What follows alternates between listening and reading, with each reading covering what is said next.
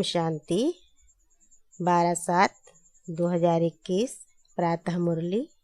ओम शांति। बाप दादा मधुबन। आज बाबा ने कहा, मीठे बच्चे, बाप जैसा निरहंकारी और निष्काम सेवाधारी कोई नहीं। सारे विश्व की बादशाही बच्चों को देकर खुद वानप्रस्थ में बैठ जाते हैं। प्रश्न दिया बाबा ने, बाप का कौन सा पैगाम तुम्हें सारे विश्व को बताना है? उत्तर देते बाबा, सभी को बताओ कि तुम दुख हरता सुख करता के बच्चे हो। तुम्हें कभी भी किसी को दुख नहीं देना है। तुम सुखदाता बाप को याद करो, उन्हें फॉलो करो तो आधा कल्प के लिए सुखधाम में चले जाएंगे। यह पैगाम सबको देना है। जो इस पैगाम को जीवन में धारण करेंगे वह 21 जन्मों के लिए माया की बेहोशी से छूट जाएंगे। गीत दिया बाबा ने, हमारे तीर्थ न्यारे हैं। ओम शांति। मीठे मीठे रूहानी बच्चे इस गीत का अर्थ तो समझ गए। हम आत्माओं का वह बाप है, मुख्य है ही आत्मा। अभी तुम बच्चे जानते हो, हमारी आत्मा परम पिता परमात्मा के सम्मुख बैठी है। तुम्हारी सोल सुप्रीम सोल के सामने बैठी है। तुमको तो अपना शरीर है, इनको लोन लिया हुआ शरीर है। गुरु लोग मनुष्यों को यात्रा पर ले जाते हैं। भक्ति मार्ग के ढेर गुरु हैं। भारत में तो स्त्री अपने पति को भी गुरु ईश्वर समझती है। बाप बच्चों को समझाते हैं, तुम बच्चे हो ना, समझते हो हम बेहद के बाप के बच्चे हैं। बेहद का वर्षा फिर से लेने आए हैं। अभी हमें सदगति को पाना है। यह तो निश्चय है ना। सारी दुनिया दुर्गति में है, पतित है। पावन होने के लिए बुलाते हैं तो भारत में कितने ढेर के ढेर गुरु हैं। कोई को 100 फॉलोअर्स, कोई के 500, कोई के 50 भी होते हैं, कोई के लाखों करोड़ों भी होते हैं। जैसे खोजों का आगाखा गुरु है, कितने उनके फॉलोअर्स है, कितना उनको रिगार्ड देते हैं। फिर भल कुछ भी करने वाला हो, लेकिन उनका मान कितना है। भक्ति मार्ग में गुरु अनेक हैं, फिर वह भी नंबरवार होते। कोई की कमाई पद्मों की होती है, आगाखा की कमाई बहुत है। उनको हीरों में तोलकर दान किया था उनके शिष्यों ने। एक तरफ हीरे, दूसरे तरफ उनका गुरु। हीरे दान करते हैं, कितने हीरे होंगे। आजकल सोने में तो बहुतों को वजन कर देते हैं। दूसरा प्लेटिनियम होता है, वह सोने से भी ज़्यादा कीमती होता है, वह भी वजन कर दिया था। गुरु का मर्तबा देखो कितना है। ऐसे गुरु लोग तो ढेर हैं। अब इस सतगुरु को तुम क्या देंगे? उनका वजन करेंगे? हीरे वजन कर देंगे? उनका वजन हो सकता है, उनका खुद का ही वजन नहीं है। शिव तो है ही बिंदी, उनका वजन तुम क्या कर सकेंगे। यह तुम्हारा गुरु कितना वंडरफुल है, सबसे हल्का, बिल्कुल ही सूक्ष्म है। तुम्हारा गुरु एक है। तुम जानते हो शिव बाबा तो दाता है। भगवान कभी कुछ ले नहीं सकते, वह तो देते हैं। ईश्वर अर्थ दान सब करते हैं, तो समझते हैं दूसरे जन्म में इसका एवजा मिलेगा। कामना तो रखते हैं। अब यह तो है बेहद का बाप। इन जैसी निष्काम सेवा कोई कर नहीं सकता। निष्काम सेवा भी कैसी है? बच्चों को विश्व का सुख धाम का मालिक बनाते हैं। बाबा खुद थोड़े ही विश्व का मालिक बनते हैं। उनको कहा जाता है सुख का सागर, शांति का सागर, पवित्रता का सागर। बच्चों को हर एक बात अच्छी रीति समझाई जाती है। एक ही बाप से तुमको जीवन मुक्ति मिल जाती है। बाबा से स्वर्ग का वर्षा मिलता है। निश्चय किया, बस बाबा और वर्षे को याद करना है। इनको कहते हैं ज्ञान का सागर। सारा सागर मस्त स्याही बनाओ, सारा जंगल कलम बनाओ, तो भी एंड नहीं हो सकती। तुम शुरू से लेकर लिखते जाओ तो तुम्हारी ढेर पुस्तकें हो जाएं। यह नॉलेज तो बहुत वैल्यूबल है, जो धारण करने की है। जानते हो यह कोई परंपरा तो चलती नहीं, अभी तुमको तंत मिलता है। बाप का परिचय देने से, रचता को जानने से रचना का भी ज्ञान आ जाता है। बुद्धि कहती है जो सतयुग में आते होंगे उनके पुनर्जन्म जास्ती होंगे, चक्र में जो पहले आए होंगे वही आएंगे। इस चक्र को भी अच्छी रीति समझना है। गीत में भी सुना हमारे तीर्थ न्यारे हैं, वह तो जन्म जन्मांतर तीर्थ यात्राएं आदि करते आए हैं। यह सिर्फ तुम्हारी एक जन्म की यात्रा है। इस रूहानी यात्रा में जरा भी कोई तकलीफ नहीं। ज्ञान देने वाला एक ही सद्गुरु है। सदगति तो किसी की भी होती नहीं, वह है सुप्रीम ज्ञान का सागर। सर्व की सदगति हो जाती है, बाकी क्या चाहिए। तत्व भी सत्व प्रधान हो जाते हैं। यहाँ तमो प्रधान है तो वायु आदि भी ऐसी ही तमो प्रधान होती है। कितने अर्थक्वेक आदि होते हैं।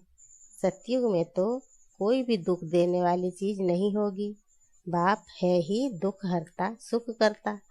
तुम उनके बच्चे हो, किसको भी दुख नहीं देना है, सबको यह रास्ता बताना है सुख का वर्षा पाने का। अब बाप कहते हैं तुमको सुख ही देना है। बाबा तुमको आधा कल्प के लिए ऐसा सुख देते हैं जो वहाँ दुख का नाम नहीं रहता। तुम जानते हो बाप से 21 जन्मों का वर्षा पाने हम यहाँ आए हैं। तुम स्टूडेंट हो ना, तुम्हारे दिल में है कि शिव बाबा से स्वर्ग का सुख लेते हैं तो सब दुख दूर हो जाएंगे। बाबा हमको संजीवनी बूटी देते हैं सुरजीत होने के लिए, फिर 21 जन्म कभी मूर्छित नहीं होंगे। वह संजीवनी बूटी है मनमना भव। सर्व का सदगति दाता एक ही बाप है। उनको निराकार निरहंकारी कहा जाता है। जिस तन में आते हैं वह भी साधारण है। बाप कहते हैं dear children, I am your obedient father. बड़े आदमी हमेशा ऐसे लिखते हैं, आई एम ओबीडियंट सर्वेंट। अपने को श्री कभी नहीं लिखेंगे। आजकल तो लिखते हैं श्री श्री फलाना। आप ही अपने को श्री श्री लिखते रहते हैं। वह बाप है निराकारी निरअहंकारी। अब तुम उनके सम्मुख बैठे हो, जानते हो वह हमारा बाप टीचर सतगुरु है। बाकी तो सब भक्ति मार्ग के अनेक गुरु हैं। गुरुओं के भी गुरु होते हैं, इनका कोई गुरु नहीं। यह सत बाबा सत्य टीचर सतगुरु है। तुम जानते हो आत्मा ही संस्कार धारण कर रही है। बाबा भी आत्मा है ना, उनमें भी गुण है। तुम्हारे गुण अलग अलग हो जाते हैं। इस समय जो गुण तुम्हारे में हैं वही बाप के हैं। फिर सतयुग में तुम्हारे दैवी गुण हो जाएंगे। बाप ज्ञान का सागर प्यार का सागर है। कृष्ण की महिमा अलग है। शिव बाबा को 16 कला संपूर्ण नहीं कह सकते, वह तो स्थिर है ही। बाप कहते हैं यह टाइटल तुम मुझे नहीं दे सकते हो।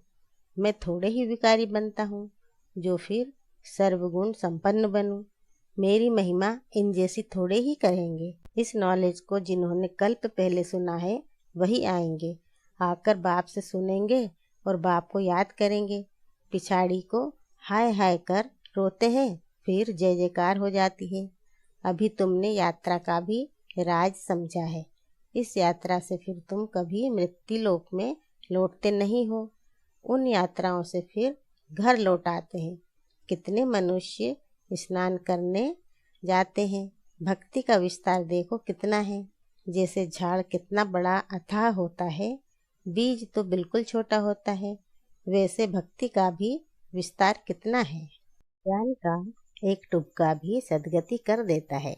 भक्ति में उतरते उतरते आधा कल्प लग जाता है। यहाँ तुमको सीढ़ी चढ़ने में 1 सेकंड लगता है। लिफ्ट कितनी अच्छी है, नीचे से एकदम ऊपर अपने घर ले जाती है। इसको कहा जाता है चढ़ती कला सर्व का भला। सर्व का सदगति दाता एक बाप ही है। अब ज्ञान भक्ति का फर्क देखा। ज्ञान भक्ति वैराग्य है ना, सन्यासियों का है हद का वैराग्य। बाप ने समझाया है वैराग्य 2 प्रकार का है। एक है हद का वैराग्य, जिससे कोई सदगति नहीं होती। दूसरा है बेहद का वैराग्य, जिससे तुम्हारी सदगति हो जाती है। अभी सदगति के लिए तुम बच्चों को श्रीमत मिलती है श्रेष्ठ ते श्रेष्ठ बनने की। अब श्रेष्ठ दुनिया की स्थापना हो रही है श्रीमत पर। यह भ्रष्ट दुनिया रावण की मत पर बनी है। हम श्रेष्ठ बन रहे हैं, यह बातें तुम ही जानो, दुनिया बिल्कुल नहीं जानती है। तुम्हारे लिए तो कहते हैं यह ब्रह्मा कुमारियाँ विनाश कराने वाली हैं। सचमुच विनाश तो होना ही है, इससे ही तो कल्याण होना है। कल्याणकारी बाप आते हैं तो महाभारी लड़ाई लगती है। कहेंगे हमने कहा था ना कि ब्रह्मा कुमारियाँ विनाश करेंगी। बरोबर विनाश तो होना ही है। पुरानी दुनिया विनाश होगी, हम नई दुनिया स्थापन करते हैं। पुराने के बाद नई जरूर है ही। कल्प कल्प विनाश होता है, तभी भारत में स्वर्ग के द्वार खुलते हैं। परंतु वे लोग समझें कैसे? आगे चलकर बहुत समझेंगे। बाप जब आते हैं तो पुरानी दुनिया सारी स्वाहा हो जाती है। तुम्हारा यह यज्ञ तो वंडरफुल है, जिसमें आहुति पड़नी है, यह भी तुम जानो और न जाने कोई। विजय तो पांडवों की होनी है और सब खत्म हो जाएंगे। बाकी तुम पांडव रहते हो, फिर नई दुनिया में राज्य करते हो। यह नॉलेज बड़ी वंडरफुल है। सबका दुख हरता, सुख करता, सदगति देने वाला एक ही बाप है। कितना मीठा, कितना प्यारा बाप है। कहते आए हो मीठे बाबा, आप जब आएंगे तो आप पर हम बारी जाएंगे। मेरा तो आप, दूसरा न कोई। इसका मतलब यह नहीं कि घर बार छोड़ यहाँ आकर बैठेंगे, नहीं। गृहस्थ व्यवहार में भल रहो। 7 रोज का कोर्स ले, फिर कहाँ भी जाओ, मन मना भव। बाप को याद करना है और वर्षा पाना है। बस याद की यात्रा में रहना है, इससे ही बेड़ा पार है। यह भी तुम जानते हो। पवित्र रहना है, छीछी खाना आदि नहीं खाना है। मुरली तो मिलती ही है, कोई समय मुरली नहीं भी मिलेगी, आफतें आएंगी, हंगामा आदि हो जाएगा तो मुरली मिल नहीं सकेंगी। तुम इन आँखों से जो कुछ देखते हो वह नहीं रहेगा, सब भस्म हो जाएगा। प्रलय तो होती नहीं, दुनिया तो एक ही है। नई सो पुरानी होती है, न्यू वर्ल्ड ओल्ड वर्ल्ड कहा जाता है। अब तो कहेंगे यह ओल्ड वर्ल्ड है, बाकी थोड़ा समय है। वह कहते हैं कल्प की आयु लाखों वर्ष है। कलयुग के लिए कहते 40,000 वर्ष पड़े हैं, वास्तव में 5,000 वर्ष का चक्र है। तुम्हारी बुद्धि में सारी नॉलेज है, मनुष्य तो बिल्कुल पत्थर बुद्धि है। एक्टर्स होकर ड्रामा के क्रिएटर डायरेक्टर को न जाने तो उनको क्या कहेंगे? वर्ल्ड की हिस्ट्री ज्योग्राफी कैसे रिपीट होती है, यह तो जानना चाहिए ना। जो अच्छी रीति जानते हैं, बुद्धि में धारण कर औरों को धारण कराते हैं, वह ऊंच ते ऊंच पद पाते हैं। बाप कहते हैं जो नॉलेज मेरे में थी वह अब तुमको दे रहा हूँ। ड्रामा प्लान अनुसार मैं रिपीट करता हूँ। मेरा भी ड्रामा में पार्ट है, भक्ति मार्ग में भी पार्ट बजाया। अब तुमको आकर अपना और रचना के आदि मध्य अंत का परिचय देता हूँ। मैं भी ड्रामा के बंधन में हूँ। मैं आता ही एक बार हूँ, अपना परिचय देने और रचना के आदि मध्य अंत का नॉलेज सुनाने। अच्छा मीठे मीठे सिकीलदे बच्चों प्रति माता पिता बाप दादा का याद प्यार और गुड मॉर्निंग।